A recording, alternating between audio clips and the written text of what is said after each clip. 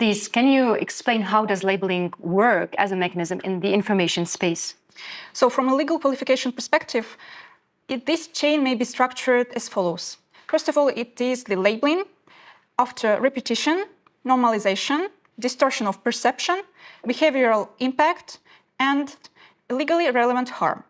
The existence of such a causal chain is essential for establishing a responsibility, particularly in cases involving indirect or cumulative interference with rights. So let's consider a hypothetical but realistic scenario. Assume there is a civil society organization engaged in human rights advocacy.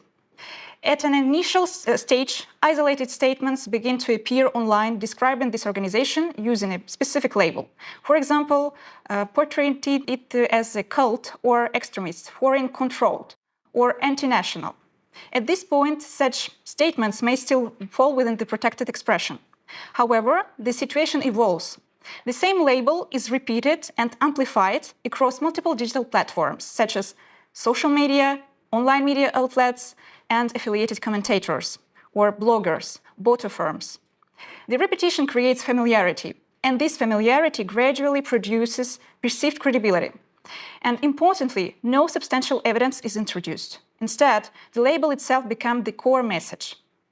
At the next stage, the label becomes normalized. It is no longer presented as an allegation, but as an assumed characteristic.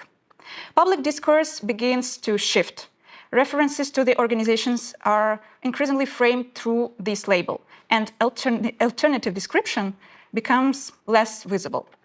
And this leads to the construction of the distorted public identity of the organization. As a result, tangible consequences begin to emerge.